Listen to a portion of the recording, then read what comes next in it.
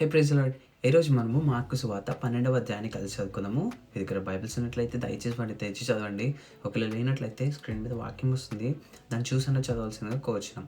Mark సువార్త 12వ అధ్యాయంలో కపటమైన ద్రాక్ష తోట దాసులు ఉంటారు. వాళ్ళు ఒక యజమాని కొడుకుని కూడా చంపేసి మరీ చేస్తారు. సో దాని గురించి ఉపమానాన్ని యేసుక్రీస్తు చెప్పడం మనం చూస్తాం. అలానే పరిసయ్యులు వచ్చి యేసుక్రీస్తుని కైసర్‌కి పన్ను కట్టడం న్యాయమా అని అడుగుతారు. దాని ఆన్సర్ చూస్తాం. ఇంకా తర్వాత ఒక ఒక స్త్రీ ఒక ఏడుగురిని అంటే 7 సహోదరులు ఉంటారు. వాళ్ళందరిని పెళ్లి చేసుకున్నప్పుడు తీర్పు రిజరక్షన్ అప్పుడు ఎత్తబడినప్పుడు ఆమె ఎవరికి భార్యగా ఉంటుందని సద్దూకయ్యులు క్వశ్చన్ అడుగుతారు. దానికి యేసుక్రీస్తు ఆన్సర్ చెప్పడం చూస్తాము. అలానే which is the first commandment of all, అన్నిటికన్నా ప్రధానమైన ఆజ్ఞ ఏంటిది అని శాస్త్రులు వచ్చి అడుగుతారు. దాని ఆన్సర్ మనం చూస్తాం. How can David call his descendant lord, అంటే ప్రభువు నా ప్రభువు పక్కన అని చెప్పేసి అని ఉంటుంది. దానికి అని దావీదు చెప్తారు. సో దాని ఆన్సర్ కూడా మనము చూస్తాం. అంటే యేసుక్రీస్తు క్వశ్చన్ అడుగుతారు, దానికి అది ఆ టాపిక్ని మనం చూస్తాం. తర్వాత శాస్త్రులతో చాలా జాగ్రత్తగా ఉండండి, వాళ్ళు సంత వీధుల్లో వందనాలు కోరుకుంటారు. సో ఆ టాపిక్ని మనం చూస్తాం. ద విడోస్ 2 మైట్స్, ఒక పేద విధవరాలు 2 నాణేలు తీసుకెళ్ళి కానుకల పెట్టెలో వేస్తుంది. సో దాని గురించి యేసుక్రీస్తు ఏం చెప్తారో మనము చూస్తాము. మార్కు సువార్త 12వ అధ్యాయం.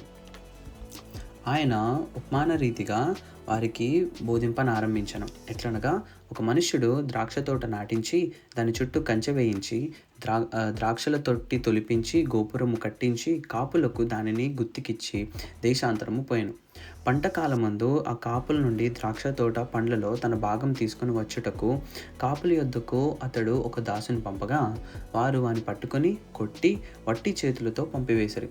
మరలా అతడు మరి ఒక దాసుని వారి యొద్దకు పంపగా వారు వాని తల గాయము చేసి అవమానపరిచిరి.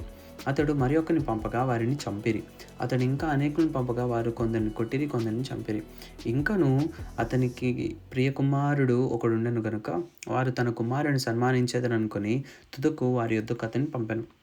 అయితే ఆ కాపులు, ఇతడు వారసుడు, ఇతని చంపుదాం రండి, అప్పుడు స్వాస్థ్యము మనదగునని తమలో తాము చెప్పుకొని అతనిని పట్టుకొని చంపి ద్రాక్ష తోట వెలుపల పారవేసిరి.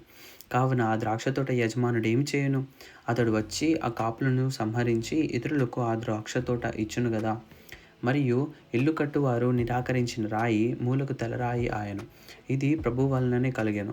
ఇది మన కన్నులకు ఆశ్చర్యము అను లేఖనము మీరు చదవలేదా అని అడగగా, తమ్మును గూర్చి ఈ ఉపమానము చెప్పానని వారు గ్రహించి ఆయనను పట్టుకొనుటకు సమయము చూచుచుండిరి గాని జనసమూహమునకు భయపడి ఆయనను విడిచిపోయారు.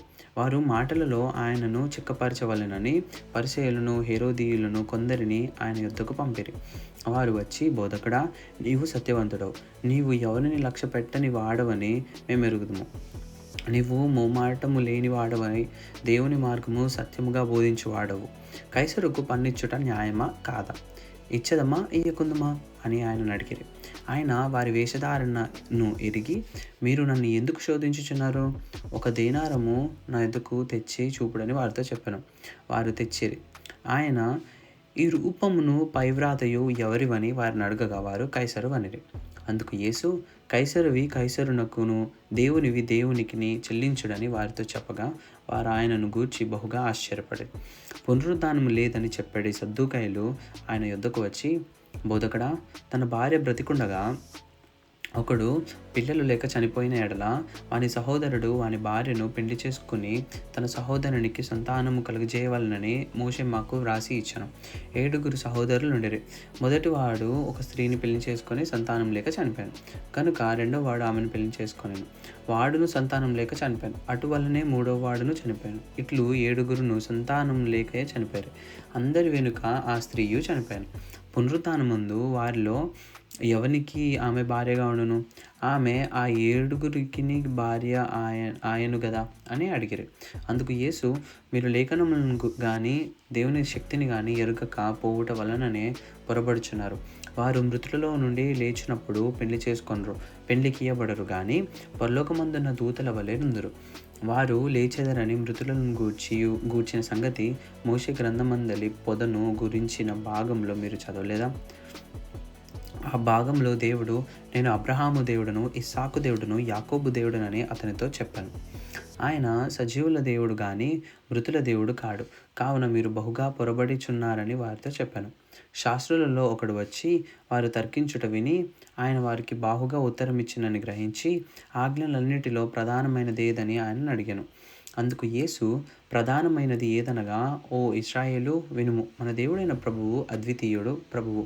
నీవు నీ పూర్ణ హృదయముతోనూ, నీ పూర్ణాత్మతోనూ, నీ పూర్ణ వివేకముతోనూ, నీ పూర్ణ బలముతోనూ నీ దేవుడైన ప్రభువును ప్రేమింపవలననిదే ప్రధానమైన ఆజ్ఞ. రెండవది, నీవు నిన్ను వలె నీ పొరుగువానిని ప్రేమింపవలననున్నది రెండవ ఆజ్ఞ. వీటికంటే ముఖ్యమైన ఆజ్ఞ మరి ఏదియూ లేదని అతనితో చెప్పాను. ఆ శాస్త్రి, బోధకుడా, బాగుగా చెప్పితివి. ఆయన అద్వితీయుడనియు ఆయన తప్ప వేరొకడు లేడనియు నీవు చెప్పిన మాట సత్యమే. పూర్ణ హృదయముతోనూ, పూర్ణ వివేకముతోనూ, పూర్ణ బలముతోనూ ఆయనను ప్రేమించుటయు, ఒకడు తన్ను వలె తన పొరుగువాని ప్రేమించుటయు సర్వాంగ హోమములన్నిటి కంటెను బలుల కంటెను అధికమని ఆయనతో చెప్పాను.